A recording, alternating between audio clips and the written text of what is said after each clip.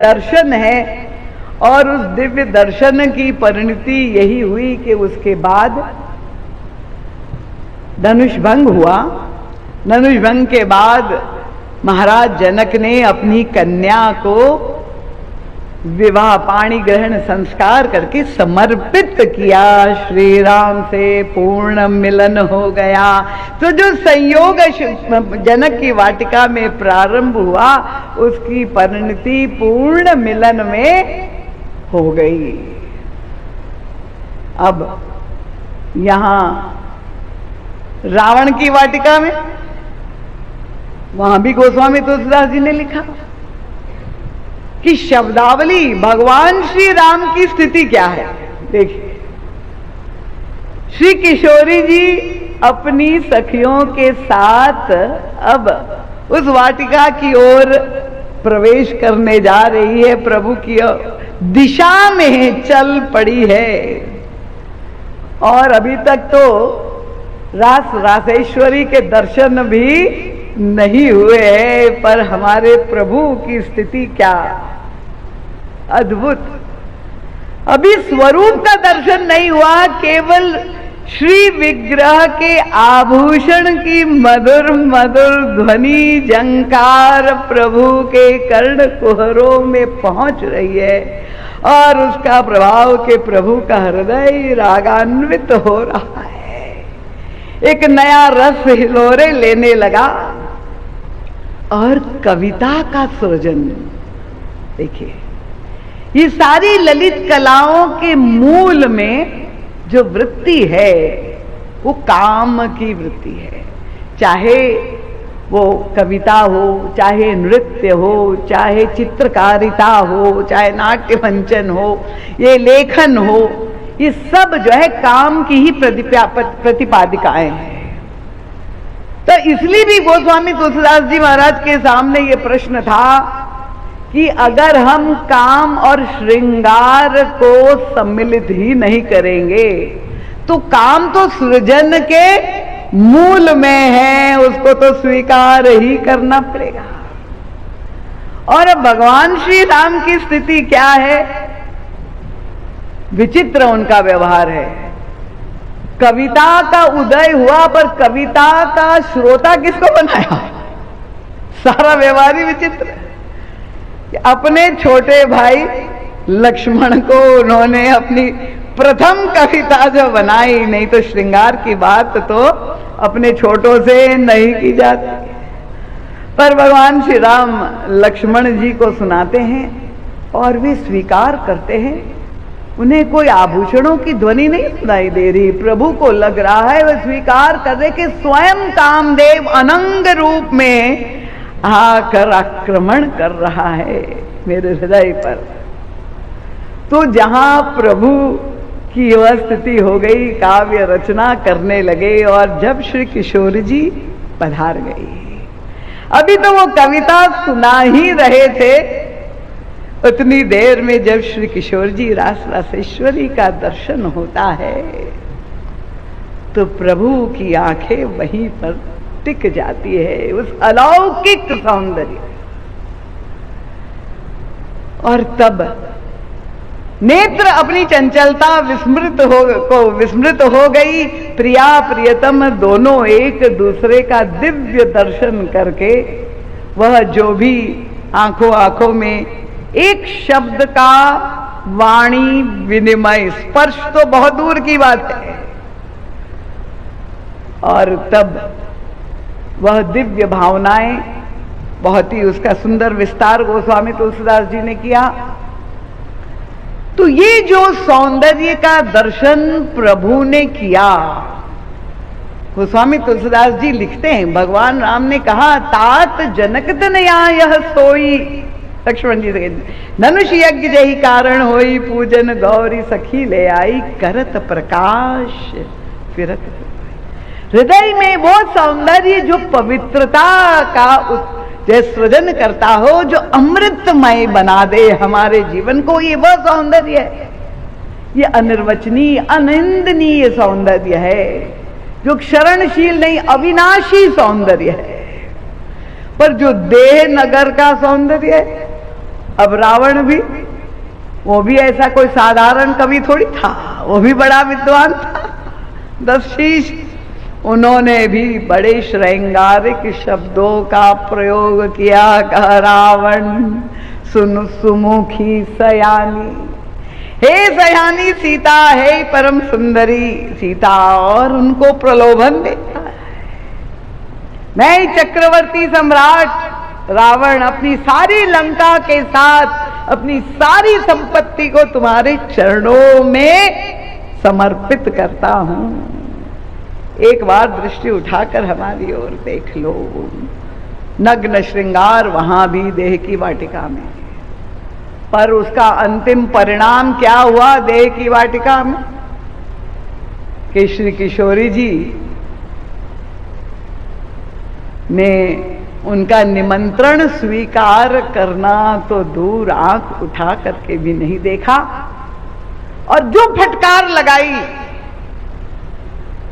श्री किशोर जी। ये रामचरितमानस हमारी सारी संस्कृति को समेटे हुए हैं। देखिए, ये उस देवी का दर्शन हमें करना कराता है कि जिस पर पूरे सनातन को गर्व होना चाहिए। वो कोई अबला दीनहीन वियोगी विरहणी सीता नहीं है, वो आदि शक्ति जगत जननी सीता का दर्शन करा रहे। उस प्रतिकूलता में भी कि रावण जैसा दुर्दांत दैत्य को भी हार मान करके वापस जाना पड़ा, पराजय माननी पड़ेगी। तो अंतिम परिणति अशोक वाटिका की क्या हुई कि वो सारी वाटिका जल करके नष्ट हो गई, वाटिका उजाड़ दी गई, लंका को जला दिया गया। और परम पूज्य महाराज श्री कहते कि यही 2 प्रकार के श्रृंगार प्रस्तुत करके गोस्वामी तुलसीदास जी ने हमें ये संदेश दिया है कि देह में जब हम, देहवादी व्यक्ति कौन है? जो देह को ही सत्य मानता है, जो देह में ही घिरा हुआ है, और भोग वृत्ति देह बुद्धि जब उसकी है तो वो देह और वासना के कारण अंत तो गत्वा उसका विनाश क्यों होता है? क्योंकि देह का सौंदर्य शाश्वत कभी हो ही नहीं सकता, वो तो क्षणभंगुर होगा, नश्वर है, क्षरणशील है, अविनाशी हो ही नहीं सकता है। तो क्या संदेश आप आज के युग के इस भोगवाद की हवा जहां चल रही है, इसमें रामचरितमानस गोस्वामी तुलसीदास भगवान श्री राम का संदेश क्या है? कि देह में सौंदर्य खोजने वाले चाहे रावण हो और चाहे उसकी बहन शूर्पणखा हो, उसको भी देह का सौंदर्य नहीं तो आकर्षित किया था। जब उन्होंने भगवान श्री राम और श्री लक्ष्मण जी को वहां वन में देखा था और स्थिति क्या हुई, वो स्वामी तुलसीदास जी स्पष्ट संकेत करते। साहित्य का आनंद लीजिए कि शूर्पणखा रावण की बहिनी, दुष्ट हृदय दारुण जस अहिनी, पंचबटी सो गई एक बारा, देखी विकल भई जुगल कुमारा।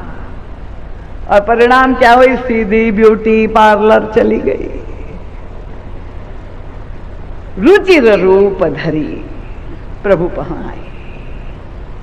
और वही प्रस्ताव, जैसे रावण प्रस्ताव करता है श्री किशोरी जगत जननी को, यही शूर्पणखा भगवान राम को प्रस्ताव करती, तुम सम पुरुष न मोह सम नारी, संजोग विधि रचे हुए चारी। तो ये जो 2 प्रकार के श्रृंगार का तात्पर्य, एक श्रृंगार जो देह की सीमा में घिरा हुआ श्रृंगार है, और दूसरा श्रृंगार है जो देह भाव से ऊपर उठा हुआ श्रृंगार है। तो स्वामी जी ने जनक की वाटिका और रावण की वाटिका के द्वारा ये 2 श्रृंगार रस की तुलना करके हमें एक संदेश दिया है कि देह का सौंदर्य कभी भी अविनाशी नहीं हो सकता है।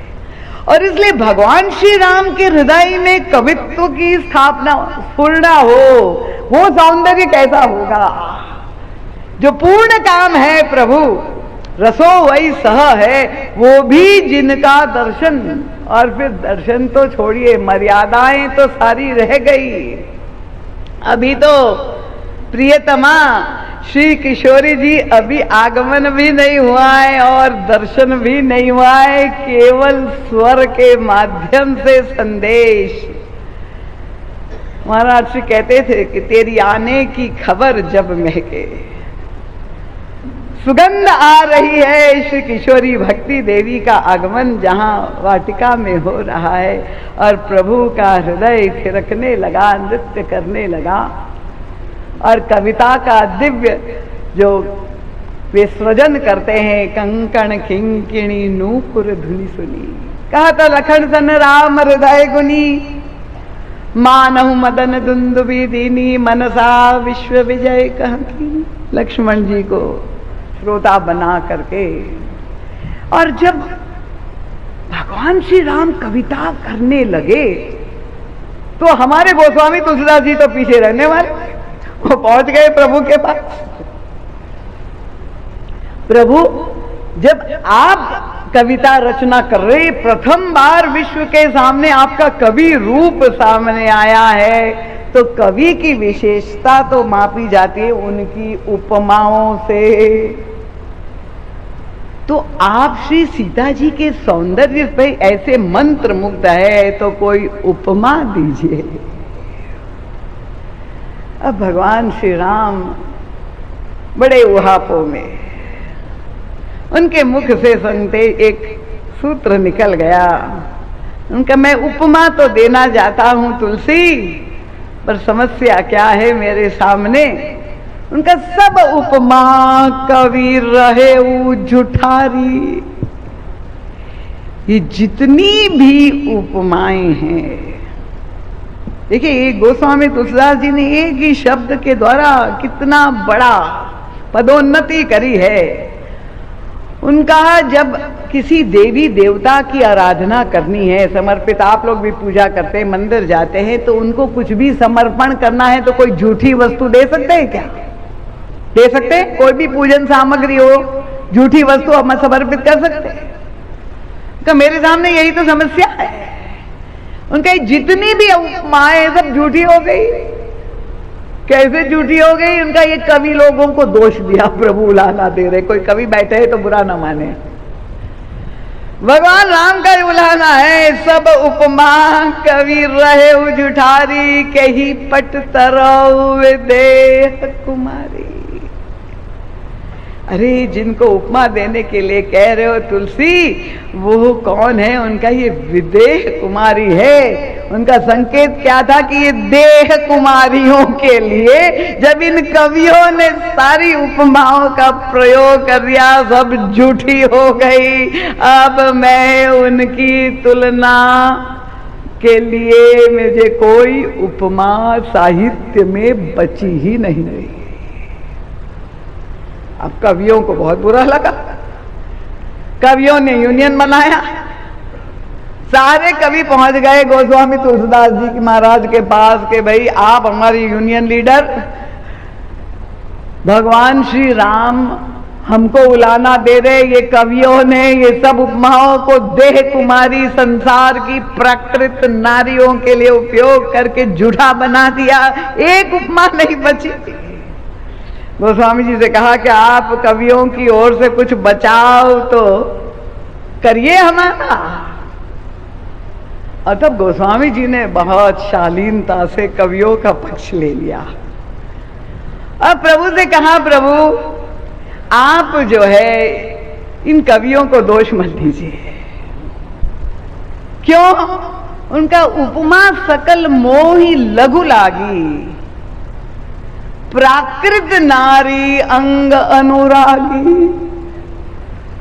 उनका सब जो है प्रॉब्लम, समस्या कवियों के साथ नहीं है, समस्या उपमा के साथ है।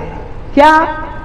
उनका उपमेय, जिनके लिए उपमा का प्रयोग किया जाता है, वो उपमेय होता है।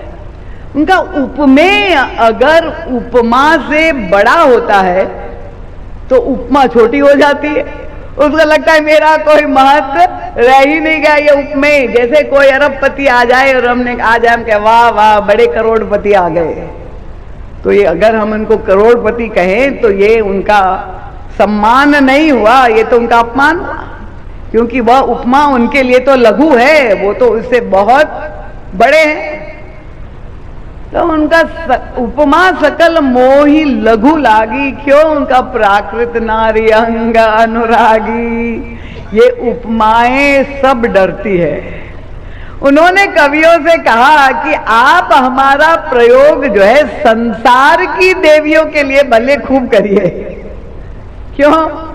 क्योंकि संसार की देवियों के लिए जहां प्रयोग करते, अरे ये तो जो है मृग नयनी है, या उसका जो है चंद्र मुख है, तो चांदनी जैसा उनका तेज है, तो वो तो बढ़ा करके उपमा जब दी जाती है तो वो उपमेय तो छोटा होता है उपमा से, तो उपमा को लगता है कि मेरी महिमा यहाँ पर बनी रही, सुरक्षित रह गई, हमारा बड़प्पन हुआ। और उनका जहां श्री किशोरी जी विदेह कुमारी के पास जब उपमा कोई जाने को तैयार ही नहीं है कि नहीं नहीं वहां तो हम नगण्य सिद्ध हो जाएंगी, इसलिए आप हमारा प्रयोग वहां पर मत करिए, इसलिए कवियों का दोष नहीं है प्रभु। और तब कवियों ने कहा, प्रसन्न हो गए, वो स्वामी जी के पास चले गए। देखिए सारा वार्तालाप परम पूज्य महाराज जी सुन रहे हैं। कवियों ने कहा कि अगर ये देह कुमारियों से प्रॉब्लम है, उनके तुलना नहीं कर सकते, पर ऊर्ध्वलोक में भी तो देवियां हैं। ऊर्ध्वलोक की जो देवियां हैं वो तो असाधारण सुंदरियां हैं, उनसे तुलना कर रहे प्रभु श्री राम से कहिए कि अपनी श्रीषा जी के सौंदर्य के लिए किसी न किसी देवी से तुलना करके उपमा दीजिए। किससे दे? तो एक कवि ने खड़ा होकर कहा कि देवी सरस्वती से आप तुलना करिए। भगवान ब्रह्मा जी की जो है वो परम प्रिया जो शक्ति और परम सुंदरी है सरस्वती जी। कहा सरस्वती जी तो गौरांगी है, बड़ी सुंदर है, विचार तो अच्छा है, पर विचार गोस्वामी तुलसीदास जी कोई साधारण तल के कवि नहीं, उनका सुंदर तो है, पर एक समस्या सरस्वती जी के साथ है। क्या है? उनका गिरा मुखर, बहुत बोलती है। देवियां यहां सब शांत बैठी है, बड़ी कृपा है। मैं तो अन्य कथा प्रसंगों में देखती हूं कि कभी बंद ही नहीं होता है, इसलिए जोर जोर से संगीत बजाया जाता है कि ताकि इनका आवाज दब जाए, और उनको नचवाया जाता है ताकि उनकी शक्ति का सदुपयोग हो जाए।